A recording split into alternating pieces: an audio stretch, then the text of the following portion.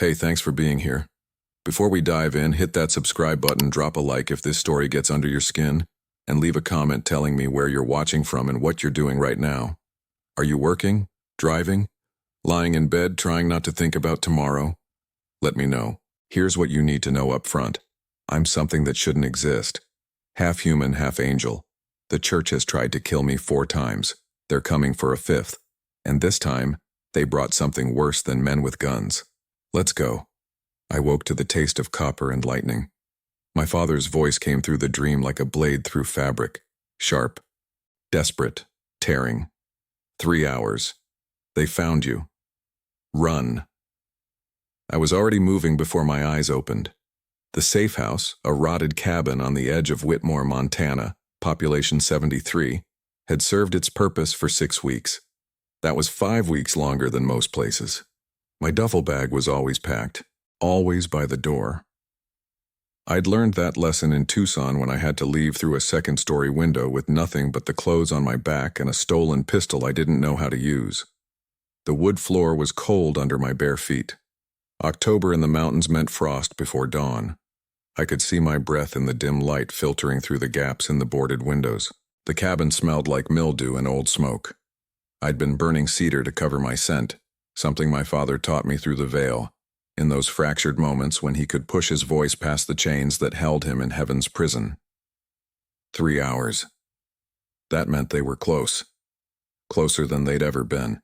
I pulled on my boots, worn Timberlands I'd taken from a donation bin in Billings, and laced them fast. My hands were shaking. Not from fear. From something else. From the knowing. That's what they call it when you're like me. The knowing. Celestial intuition. It's not a voice or a vision. It's a pressure in your chest, a tightness in your throat, a sudden certainty that something is wrong or right or coming. I'd felt it 4 times before, and each time it had saved my life by seconds. Now it was screaming. I grabbed the duffel and slung it over my shoulder. Inside, 2 changes of clothes, a first aid kit, a hunting knife, a flashlight with dying batteries, and a silver flask filled with water from a river in Oregon that my father said had been blessed by something older than angels. I didn't know if that was true. I didn't know if anything he told me was true anymore. But I kept the flask. I also kept the Glock 19 I'd taken off a man in Reno who'd tried to kill me in a Denny's parking lot. He wasn't church, just a bounty hunter who'd seen my face on some dark web bulletin board. I'd put 2 rounds in his chest and left him bleeding next to his truck. I didn't feel good about it. I didn't feel bad either. I felt nothing. That's what 6 years of running does. It scoops out the parts of you that used to care about things like guilt. The knowing pressed harder. I moved to the window and peered through a crack in the boards. The road into Whitmore was a single strip of cracked asphalt that wound through pine trees and granite outcroppings. From here, I could see about half a mile down. Nothing moved. No headlights. No dust. But the knowing didn't lie. I closed my eyes and reached for the other thing my father gave me. The resonance. It's hard to explain if you've never touched it. Imagine standing at the edge of a cliff and leaning forward just enough that gravity starts to pull, but you haven't fallen yet. That moment of suspension where you're neither here nor there, that's the resonance. It's the place where the veil between heaven and earth is thin enough to touch, where I can feel the edges of the world my father lives in, the world I was born from. When I enter it, I can do things. Small things. Bend light so I'm harder to see. Sense intent in the people around me. Feel the presence of blessed objects. Weapons, relics, things designed to kill creatures like me. But it has a cost. Every time I step into the resonance, I send out a signal. A pulse. My father described it once as a ripple on water. Angels can feel it. Not all of them. Not the distant ones, the ones who never look down, but the ones who are paying attention, the ones who want me dead, and the ones who want me for something else. I let the resonance wash over me. The world shifted. Colors bled at the edges. Sounds became sharper, then muffled, like I was underwater. I could feel the blessed silver in the rounds loaded in my Glock. I could feel the faint hum of something old buried beneath the cabin, maybe a grave, maybe just iron in the soil, and I could feel them, 3 miles out, moving fast. 4 vehicles, maybe 15 people, and something else. Something that made my teeth ache and my vision blur. An oracle. I pulled back from the resonance so hard I stumbled. My nose was bleeding. That happened sometimes. The cost wasn't always immediate, but it was always there. I wiped the blood on my sleeve and grabbed my jacket, a battered Carhartt I'd bought at a thrift store in Bozeman. 3 miles. At the speed they were moving, I had maybe 10 minutes. I went to the back door, the one that opened onto the woods. I'd scouted this route a dozen times, memorized the terrain, marked the game trails. If I could make it to the ridge, I could disappear into the wilderness for days. They'd lose the scent. They always did. Except they had an oracle now. Oracles were rare. Most of them were born blind, or went blind young. The church said it was a gift, that losing their sight opened them to higher vision. My father said it was a curse, a mutation caused by prolonged exposure to angelic presence. Either way, they could see things normal people couldn't. Auras, bloodlines, sin, and they could smell corruption. That's what the church called it. Corruption. The taint of angelic blood mixed with human. To them, I wasn't a person. I was a mistake. A blasphemy. Something that proved their precious angels weren't as pure as they pretended. I stepped outside. The air was sharp and clean, tinged with pine and frost. The sky was the color of old bruises, purple and gray with the first hint of dawn bleeding through the clouds. I could hear a creek somewhere to the west, and the wind moving through the trees. I ran. The ridge was a mile away, uphill, through dense forest. My boots crunched on pine needles and frozen leaves. My breath came in short bursts, visible in the cold air. The duffel slapped against my back with every step. I didn't look behind me. Looking back slowed you down. Halfway to the ridge, I heard the engines. They were loud. Diesel, heavy trucks, maybe SUVs. The kind of vehicles you used when you weren't worried about stealth. The kind you used when you knew your prey couldn't outrun you. I pushed harder. My lungs burned, my legs ached. I'd been running for 6 years and my body was tired. Not just physically. Tired in the marrow. Tired in the blood. I crested the ridge and dropped into a crouch behind a fallen tree. Below me I could see the cabin. 4 black SUVs rolled up the road in a tight formation, their headlights cutting through the early morning gloom. They stopped 50 yards from the cabin, engines idling. Men poured out. 15, maybe 20. They wore black tactical gear, no insignias, no badges. But I knew who they were. The exile hunters. The Vatican's ghosts. The men and women who didn't exist on any official roster, who carried weapons blessed by cardinals, who hunted things that shouldn't be real. And then I saw her. The oracle. She was young, maybe 18. Small frame, dressed in white robes that looked absurd against the tactical gear of the men around her. Her eyes were covered with a strip of black cloth. She moved like she could see anyway. She turned her head toward the cabin, then away, scanning the tree line. Scanning for me. One of the hunters, a tall man with a shaved head and a rifle slung across his chest, approached her. I couldn't hear what he said, but she pointed. Not at the cabin, at the ridge, at me. My heart slammed against my ribs. I dropped flat, pressing myself into the dirt and dead leaves. The knowing roared in my chest. Move. Move now. I crawled backward, staying low, until I was out of sight. Then I ran again. Not toward the ridge's far side.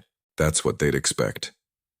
Instead, I turned north, parallel to the ridgeline, moving fast through the trees. Behind me, I heard shouting, engines revving. They were coming. I needed an edge. I needed to disappear. I needed the resonance.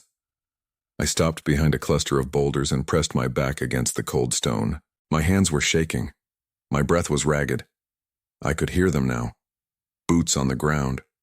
Voices calling out coordinates. They were spreading out, forming a net. I closed my eyes and reached for the veil. The world shifted. The resonance flooded through me, and I felt it. The boundary between here and there, between Earth and the place where my father was chained. I pulled at it, shaping the light around me. bending it so I became a shadow, a blur, something the eye would skip over. It worked. I felt myself fade from sight. But I also felt something else. The veil rippled. The signal went out. And somewhere far above, something heard. My father's voice came through, broken and desperate. No. No. You fool. They're listening. Too late. I felt them. Not the hunters below. Not the oracle. Them. The pure angels. The ones who wanted me erased.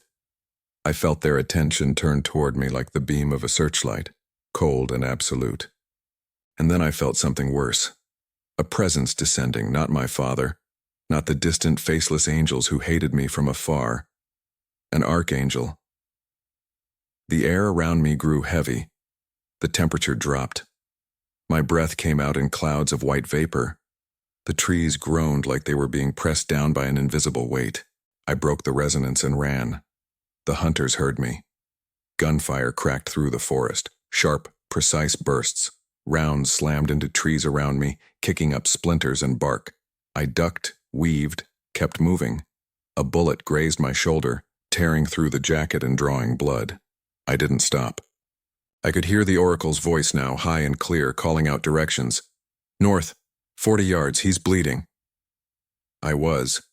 The wound on my shoulder burned like acid. Blessed rounds. The silver was reacting with my blood, trying to poison me from the inside. I'd survive it. My body could take more damage than a human's, but it hurt like nothing else. I broke through a line of trees and found myself at the edge of a cliff. Below, a river churned through a narrow gorge, white water smashing against rocks. The drop was 60 feet, maybe more. Behind me, the hunters were closing in. I could see their lights now sweeping through the trees.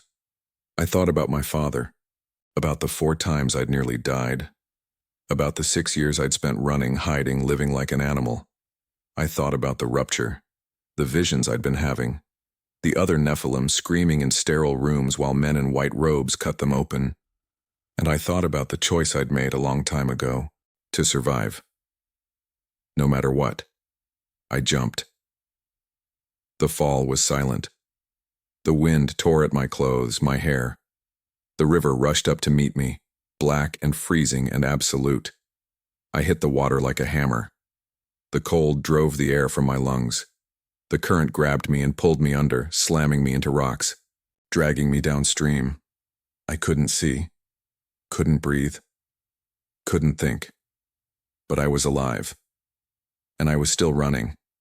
I woke up choking. Water came out of my mouth in thick, painful bursts.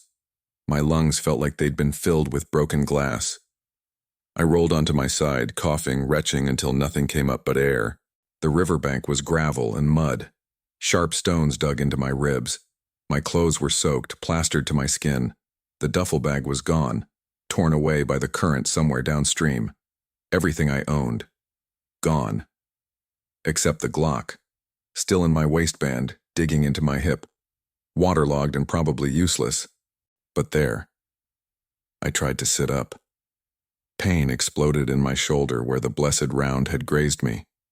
The wound was red and swollen, leaking something that wasn't quite blood, thicker, darker, like oil mixed with water. The silver was working through my system, fighting against the angelic part of me that refused to die. I needed to move. The river had carried me maybe 2 miles downstream, maybe more. But the hunters would find me. The oracle would point them in the right direction. She always did. I forced myself to stand. My legs shook. My vision swam. I stumbled forward, away from the river into the trees. I didn't have a plan. I just moved. The forest was dense here. Pines and spruce packed tight with undergrowth thick enough to slow me down. I pushed through, ignoring the branches that scraped my face and tore at my jacket. Blood dripped from the wound on my shoulder, leaving a trail. I couldn't stop it. By the time the sun rose, I'd made it maybe 3 miles. Not far enough. Never far enough. I found an old logging road and followed it east. My boots squelched with every step, soaked through. The cold was seeping into my bones. Hypothermia was a real possibility. Even with my hybrid resilience, I wasn't invincible. I'd freeze to death out here if I didn't find shelter. The road led me to a town, or what used to be a town. Harlow Ridge. Population, 0. The sign at the edge of the road was rusted and full of bullet holes. Beyond it, a handful of buildings sagged against each other like drunks trying to stay upright. Wood siding peeled away in strips. Windows were smashed or boarded over. Weeds grew through cracks in the pavement. A mining town by the look of it. Probably died in the 80s when the copper dried up and the companies pulled out. Now it was just bones. I picked the largest building, a 2-story structure that might have been a general store once, and kicked in the door. The hinges groaned but held. Inside it smelled like rot and mold and something else. Something sweet and chemical. Meth, maybe. This place had been a cook site at some point. I didn't care. I needed rest. Upstairs I found a room with a mattress that hadn't completely disintegrated. I peeled off my wet clothes and laid them out to dry. The wound on my shoulder was worse than I thought. The flesh around it was blackened like a burn. The silver was eating through me. I sat on the edge of the mattress and pulled the Glock from my waistband. The magazine was full of water. I ejected it, cleared the chamber, and set the pieces on the floor to dry. Useless for now, but I'd carried it this far. I wasn't leaving it behind. I closed my eyes. Sleep pulled at me, heavy and dark. But I couldn't afford it. Not yet. I needed to know if they were still coming. I reached for the resonance. The veil opened like a wound. I slipped through just barely, just enough to feel the edges of the world around me. My senses stretched out, north, south, east, west, searching for blessed silver, for intent, for the oracle's presence. Nothing. They'd lost me. For now. But I felt something else. A pull. Faint. Distant. Like a thread tied around my ribs, tugging me south. I'd felt it before. In dreams. In visions that came when I was too exhausted to fight them off. It was the same pull I'd felt 3 months ago in Nevada. The same one I'd felt in Arizona before that. Other Nephilim. I wasn't the only one running. I'd known that for years. My father had told me there were others. Maybe a dozen. Maybe more. Scattered across the country, hiding, surviving. But I'd never met one. Never even gotten close. Until now. The pull was stronger this time. Close. Maybe a day's walk. Maybe less. I pulled back from the resonance. My nose was bleeding again. I wiped it on my bare arm and stared at the blood. Red, mostly. But there were streaks of something else in it. Something that shimmered faintly in the dim light. Angelic blood doesn't clot like human blood. It evaporates. Turns to vapor and disappears. That's what my father said. He also said the church collected it. Used it in rituals. In weapons. In things I didn't want to think about. I lay back on the mattress and stared at the ceiling. Water stains spread across the plaster like bruises. I thought about the pull. About the other Nephilim. About whether I should follow it or ignore it. I'd spent 6 years avoiding contact with anyone like me. It was safer that way. Safer for them. Safer for me. But something had changed. The Archangel. I'd felt it at the ridge. A presence descending, cold and vast and absolute. They didn't send archangels for routine hunts. They sent them for something important. I needed to know why. I slept for 2 hours. When I woke, my clothes were still damp but wearable. The wound on my shoulder had stopped leaking, but the blackened flesh remained. I tore a strip from the mattress and wrapped it around the wound, tight enough to keep it from bleeding through my shirt. The Glock was dry. I reassembled it, loaded a fresh magazine from my jacket pocket, and chambered around. It felt good in my hand. Solid. Real. I left Harlow Ridge at dusk and followed the pull south. The terrain shifted from forest to foothills. Granite outcroppings jutted from the earth like broken teeth. The wind picked up, carrying the smell of rain. By midnight I was soaked again, this time from the storm that rolled in from the west. I found shelter in a cave, shallow, barely 10 feet deep, but enough to get out of the rain. I built a small fire using dead wood and a lighter I'd found in the general store. The flames were weak, sputtering, but they gave off enough heat to stop my shivering. I sat with my back against the stone and stared into the fire. That's when the vision hit. Not a warning, not intuition. A vision, full and brutal and unavoidable. I saw a room, white walls, fluorescent lights, a metal table in the center, and on the table a body, a woman. Young, maybe mid-20s. Her wrists and ankles were strapped down with silver chains. Her chest was open, ribs spread wide, exposing her heart. It was still beating. Men in white robes stood around her, speaking in Latin. One of them held a glass vial, collecting the blood that dripped from her heart. The liquid inside the vial glowed faintly, like liquid light. The woman's eyes were open. She was awake. She was screaming, but no sound came out. I knew her, not her face, but her presence. The pull I'd been following. It was hers. She was Nephilim, and they were cutting her apart. The vision broke. I gasped, clutching my chest. My heart hammered against my ribs. My hands were shaking. They weren't killing us. They were harvesting us. I didn't sleep after that. I put out the fire and left the cave. The rain had stopped, leaving the air clean and cold. I ran, not away, toward the pull. By dawn, I found the place. A monastery. Old stone walls covered in ivy. A single tower rising from the center, capped with a cross that gleamed in the early light. The windows were narrow slits, barred with iron. The whole structure looked like a fortress, and it was full of them. I could feel it. Blessed silver. Dozens of sources. The hunters were here, but so was she. I circled the perimeter, staying low, keeping to the tree line. There were guards, 4 of them posted at the main gate. They wore the same black tactical gear I'd seen at the ridge. Rifles, radios, alert. I couldn't fight my way in, not alone. Not with a pistol and 15 rounds, but I didn't need to fight. I needed the resonance. I found a spot on the east side, near a section of wall that had crumbled with age. The gap was narrow, barely wide enough for a person to squeeze through, but it was there. I closed my eyes and reached for the veil. The world shifted. The resonance flooded through me and I shaped it, pulling the light around me, bending it until I was a shadow, a smudge, something the eye would refuse to focus on. The cost hit immediately. My vision blurred, my nose bled, my chest tightened like something was squeezing my lungs, but I was invisible. I slipped through the gap in the wall. Inside, the monastery was a maze, narrow corridors, stone floors, the smell of incense and old blood. I moved quickly, following the pull, ignoring the guards I passed. They didn't see me, couldn't see me, but I felt them, felt their intent, their certainty. They believed they were doing God's work. I descended a staircase that spiraled down into darkness.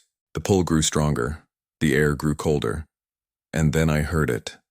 Voices, low, chanting. I reached the bottom of the stairs and found a door. Heavy wood, reinforced with iron. No lock, just a bar across it. I lifted the bar and pushed the door open. The room beyond was exactly like the vision. White walls, fluorescent lights, a metal table in the center. But the woman wasn't on the table. 2 others were. A man and a woman. Both young, both Nephilim. I could feel it in their blood. The man was unconscious, his chest rising and falling in shallow breaths. The woman was awake, staring at the ceiling with empty eyes, and standing around them were 3 men in white robes. One of them turned and saw me. Not through the resonance. Through it. He smiled. "We've been expecting you." I pulled the Glock and fired. The round hit him in the chest. He staggered back, blood blooming across the white fabric. But he didn't fall. He laughed. "Blessed silver doesn't work on us, boy. We've been drinking your kind's blood for years." The other 2 moved toward me. Fast. Too fast. I dropped the resonance and ran. I didn't make it far. The corridor twisted back on itself, a stone labyrinth designed to trap. Behind me, footsteps echoed, calm, unhurried. They knew I had nowhere to go. I pressed myself against the wall, breathing hard. The Glock felt heavy in my hand. Useless. If blessed silver didn't hurt them, I was fighting with nothing. The wound on my shoulder throbbed with each heartbeat, a sickly heat spreading through my chest. The silver was still working its way through my system, poisoning me slowly. I could feel it in my blood, a wrongness like rust in water. The knowing pulsed in my chest. Not a warning this time. A certainty. You're going to die here. I pushed it down. I'd heard that voice before. 4 times. And 4 times I'd proven it wrong. But this felt different. Heavier. Like the universe itself had decided my time was up. The footsteps grew louder. I could hear their breathing now, steady, controlled. Predators closing in on wounded prey. I thought about the woman on the table. The empty look in her eyes. The way her chest rose and fell like she was already dead, but her body hadn't figured it out yet. That's what they wanted to turn me into. A resource. A thing to be drained and discarded. My father's voice whispered through the veil, faint and desperate. Don't use the resonance. They'll feel it. They're waiting for it. Too late to matter now. A hand grabbed my shoulder from behind. I spun, bringing the gun up, but the grip was iron. The man in the white robe, the one I'd shot, stared at me with eyes that were too bright, too clear. The wound in his chest had already stopped bleeding. The fabric was soaked, but the flesh beneath was knitting itself together. I could see it moving under the torn cloth, muscle and skin weaving back into place like time running backward. You're wasting time, he said. His voice was soft, almost kind, like a priest comforting someone at confession. The others are already prepared. You're the last piece. Last piece of what? He smiled. The expression didn't reach his eyes. The rupture. Up close, I could see the changes in him more clearly. His skin had a faint luminescence, like light trapped under the surface. The veins in his neck glowed with the same shimmer I'd seen in my own blood. His pupils were too wide, reflecting light like an animal's. He'd consumed so much Nephilim essence that he was becoming something else. Not human. Not angel. Something in between. He shoved me backward, hard enough to crack my head against the stone wall. Stars burst across my vision. The gun fell from my hand, clattering on the stone floor. Before I could recover, he was on me, dragging me back down the corridor toward the white room. I fought, clawed at his face, drove my knee into his ribs, tried to break free. My fingers found his eye socket, and I pressed hard, trying to gouge. He didn't flinch, didn't even blink, just grabbed my wrist and twisted until something popped. Pain shot up my arm, white hot and blinding. I screamed. I was like you once, he said, dragging me forward. Scared. Running. Convinced I was a victim. He slammed me against the wall again, holding me there with one hand. But they showed me the truth. We're not victims. We're evolution. You're a monster. He laughed. So are you. The only difference is I've accepted it. He threw me through the doorway. I hit the floor hard, sliding across the slick stone. When I looked up, all 3 of them were standing over me. The fluorescent lights hummed overhead, casting everything in harsh white light that made the blood on the floor look black. The 2 Nephilim on the tables hadn't moved. The man was still unconscious, his breathing shallow and ragged. The woman still stared at nothing, but tears ran down her temples into her hair. Get him on the table, one of the robed men said. His voice was older, rougher. The leader. He was different from the others. Taller. His face was lined with age, but his eyes burned with the same unnatural brightness. He moved with the confidence of someone who'd done this hundreds of times before. The other 2 grabbed me by the arms and hauled me upright. I tried to twist free, but my body wasn't cooperating. The wound on my shoulder throbbed. The cold from the river had seeped into my bones.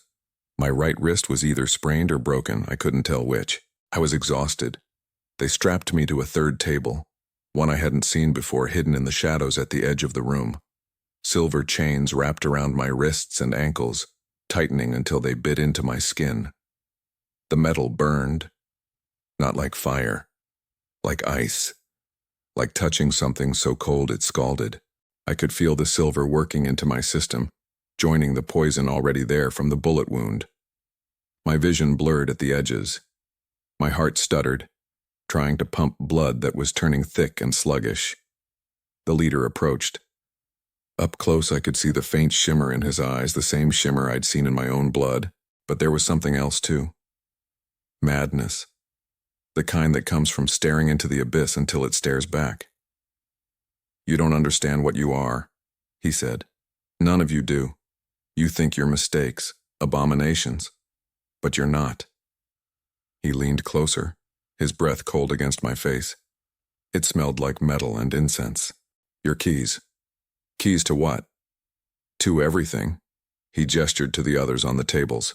"Heaven and earth were never meant to be separate. The veil is a wound, a scar from a war so old that even the angels have forgotten why they fought. But the scar is breaking, the rupture is coming, and when it does, the three realms will collapse into one." I stared at him. My father had told me stories about the veil, about how it was created to separate heaven from earth after the rebellion, but he'd never mentioned anything about three realms. 3 realms? Heaven, earth, and the place below.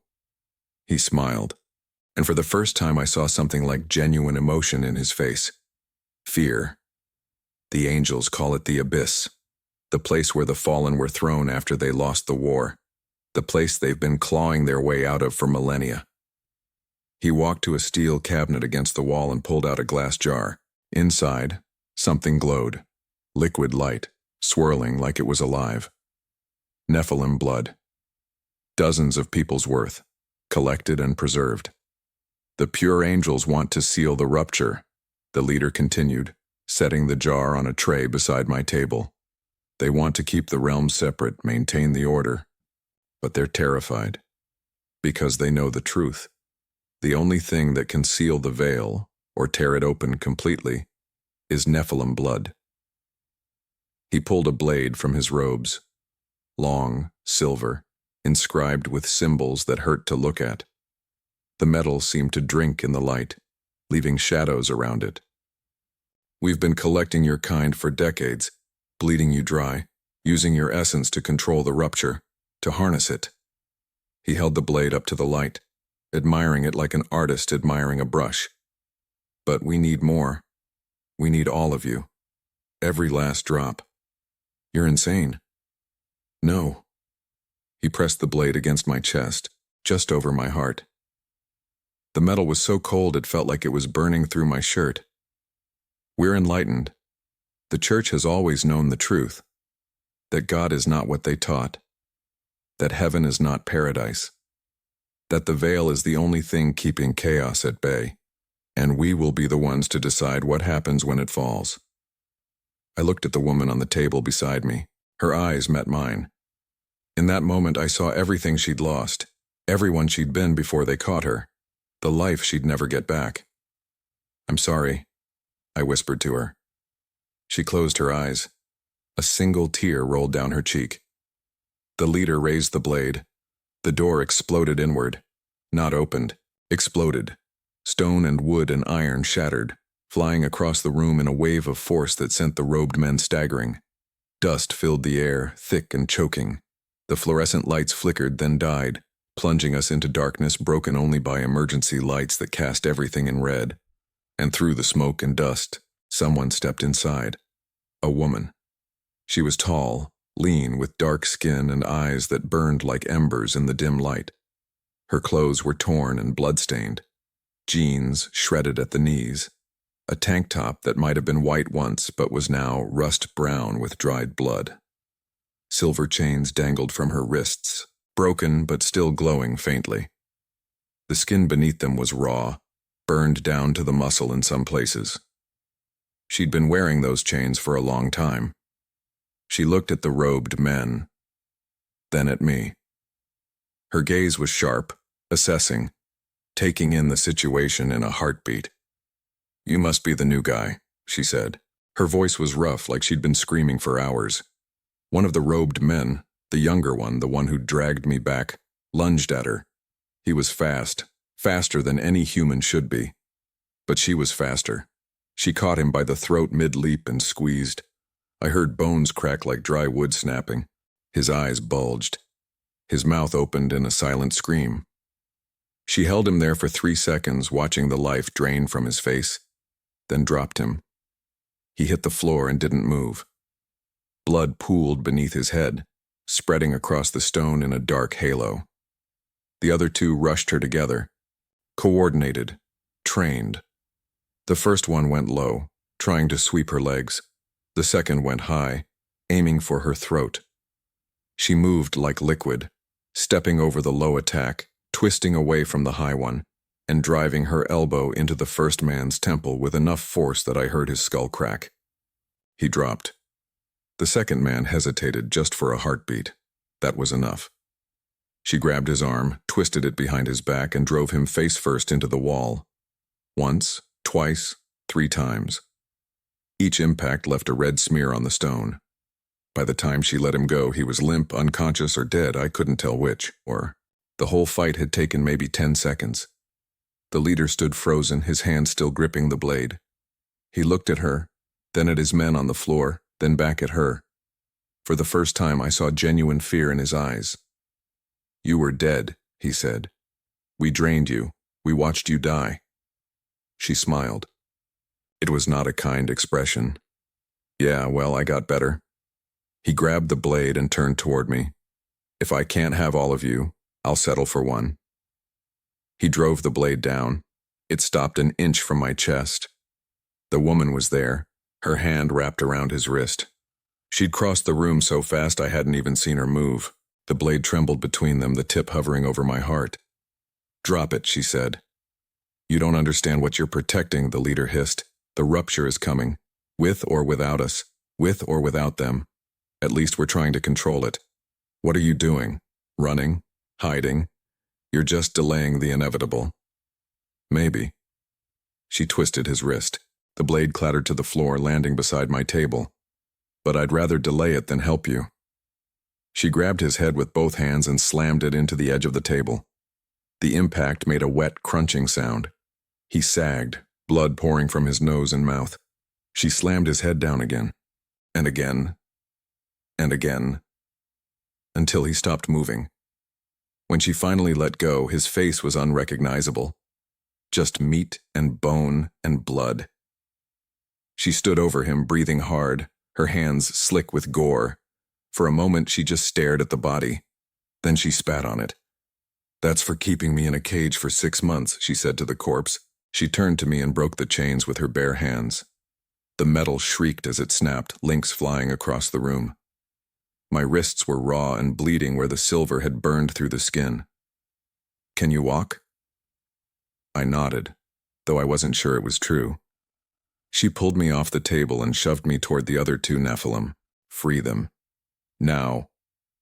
I stumbled to the first table. The man, his chains were tighter than mine had been, wound multiple times around his wrists and ankles. I worked at them with shaking hands, trying to find a weak point. Blood from my wrists dripped onto the silver, hissing where it touched.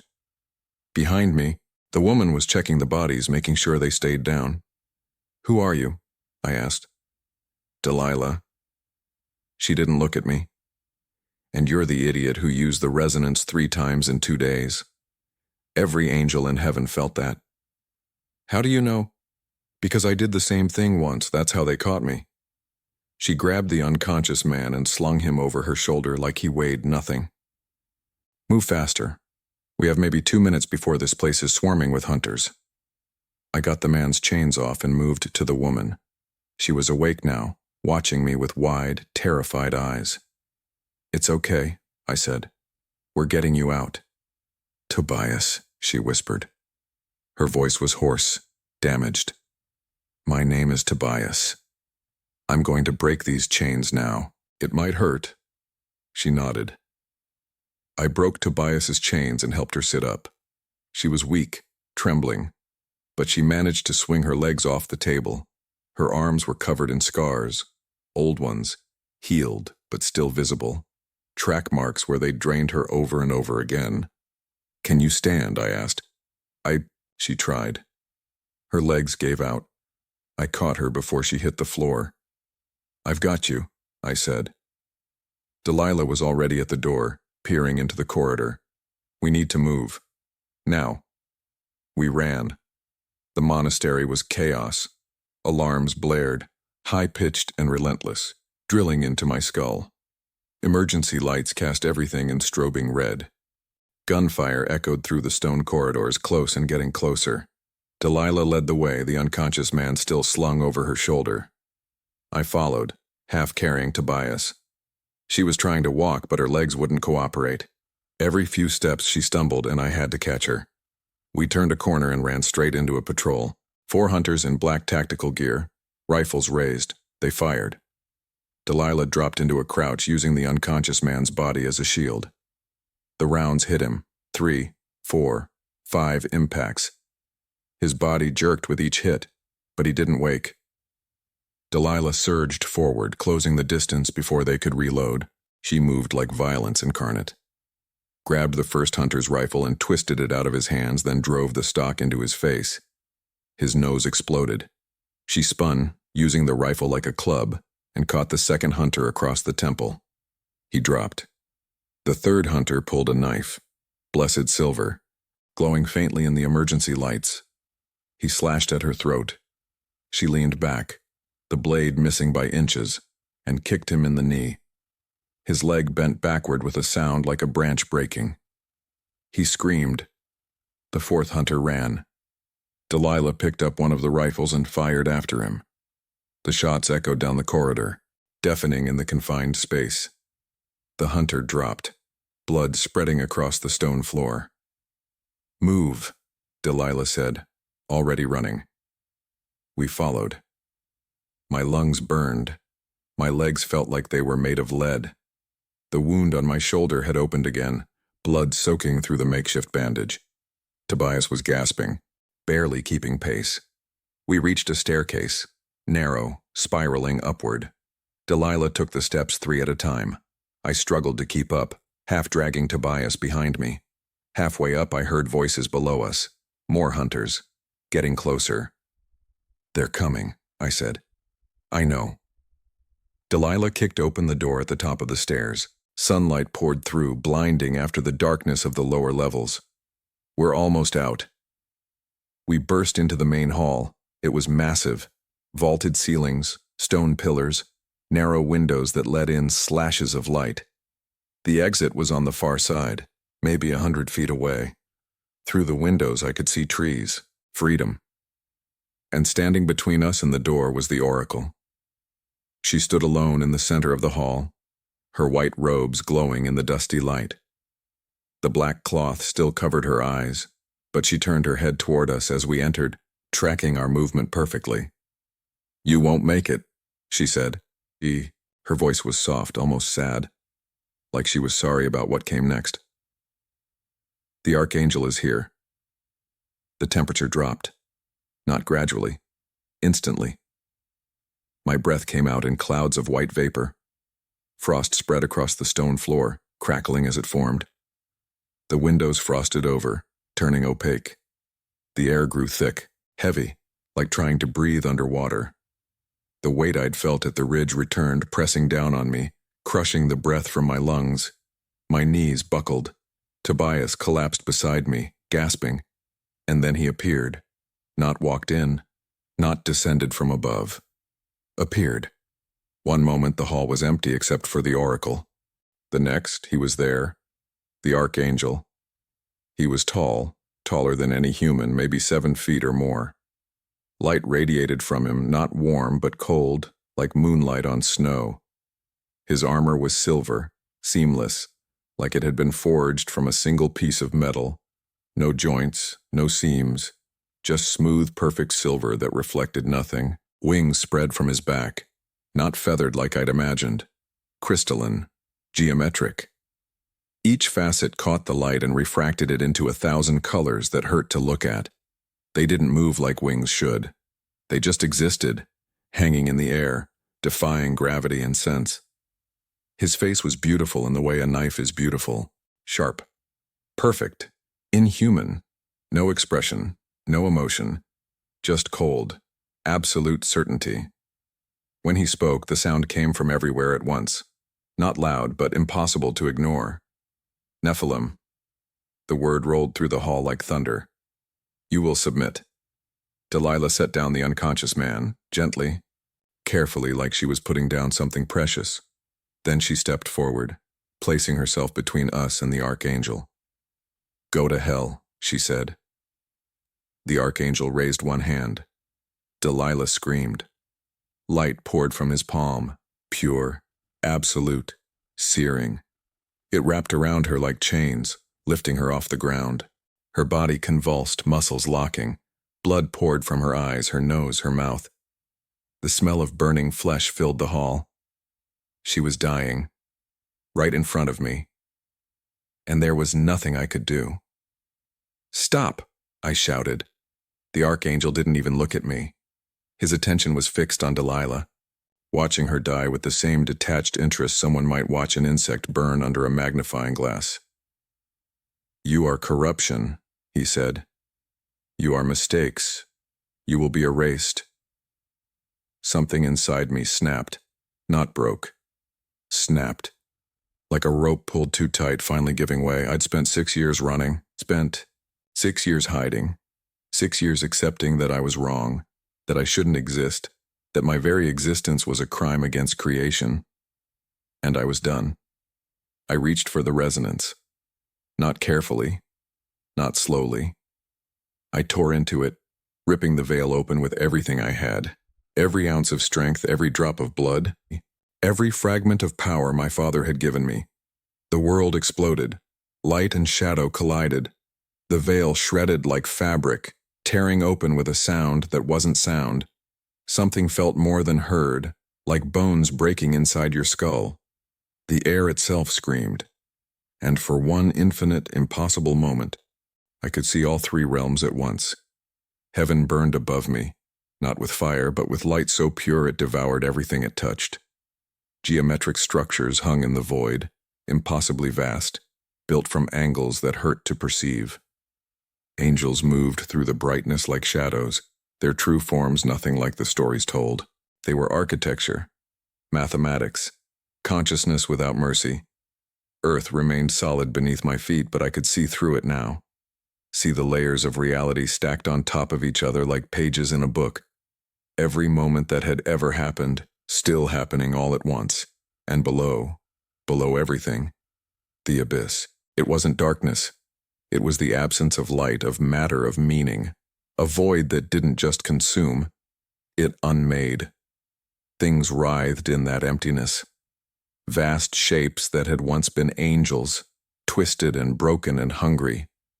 They pressed against the bottom of the veil like prisoners pressing against bars, desperate to break through. The rupture was a wound between all 3, and I'd just torn it wider. The archangel staggered. His grip on Delilah broke. She fell, hitting the stone floor hard, gasping and choking. Blood covered her face, but she was alive. The light surrounding the archangel flickered, unstable. For the first time, I saw something like uncertainty in his perfect face. What have you done? His voice cracked, the thunder replaced by something almost like fear. And then I felt him. My father. Not a whisper. Not a dream. His presence, full and real, pushing through the tear I'd made in the veil. Let them see, he said. His voice was everywhere, in my bones, in my blood. Let them all see what we've become. I pulled harder. The veil tore wider. The monastery shook. Stone cracked. Pillars split from ceiling to floor. The windows shattered, glass raining down in glittering cascades. Through the rupture, I could see them. Other Nephilim.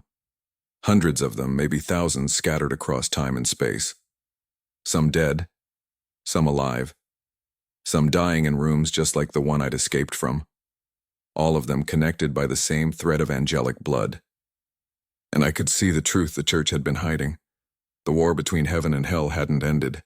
It had just moved into the shadows. The veil wasn't protection, it was a prison. For angels, for demons, for anything that didn't fit the church's narrative of divine order. And Nephilim were the key to breaking it. Not because we were evil, but because we proved the veil could be crossed. That angels and humans could create something new. We were evidence that their perfect, ordered universe was a lie. "Close it!" the archangel roared. He reached for me, but the light around him was breaking apart, dissolving into static and noise. "You'll doom us all." "Good," I said.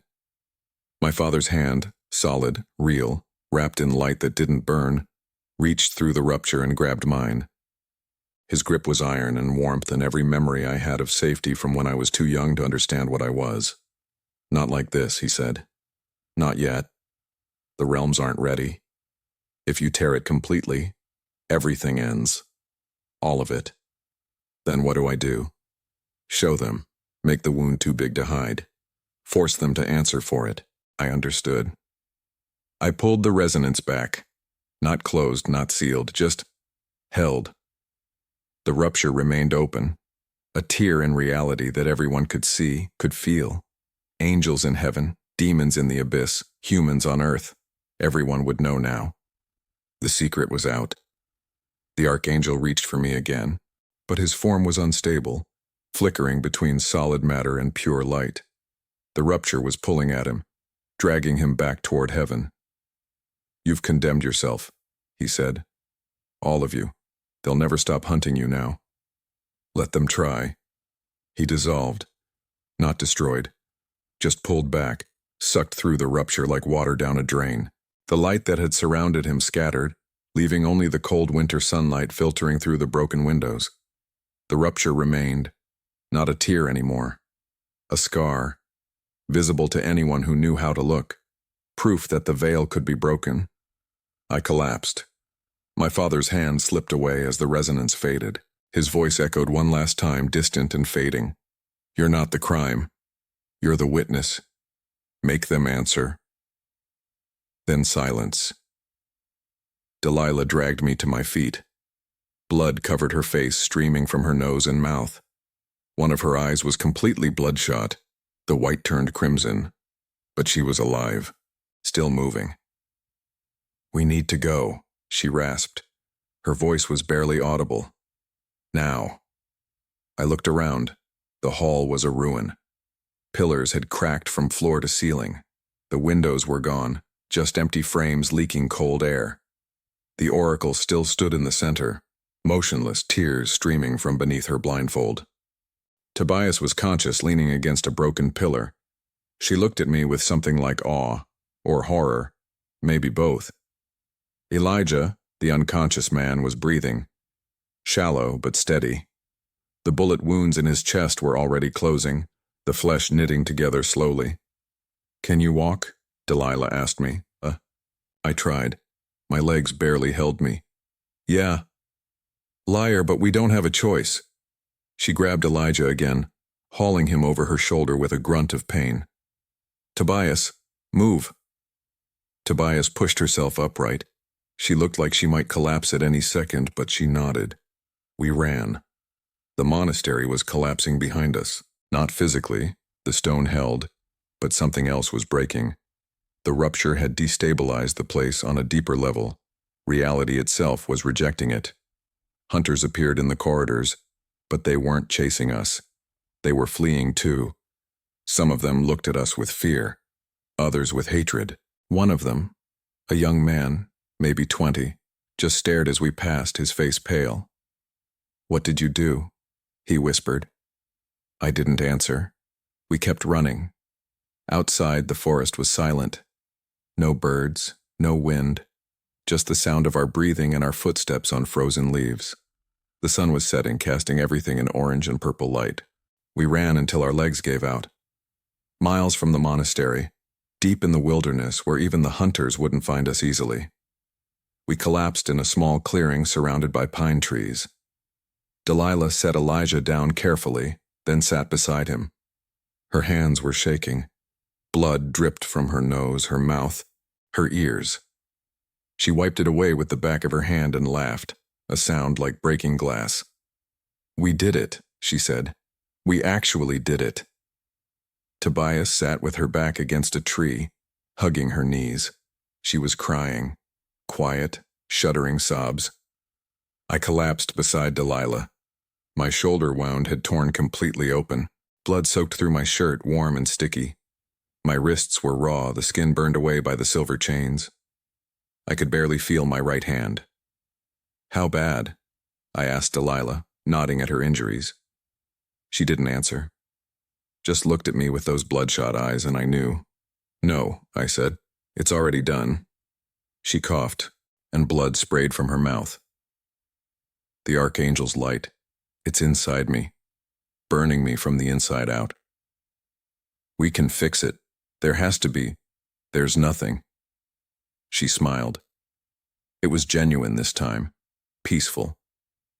I knew it was a one-way trip when I broke out of that cell. I didn't come here to survive. I came here to make it count. Tears burned in my eyes. You saved us. No, you saved us. She reached out and grabbed my hand. Her grip was weak, trembling.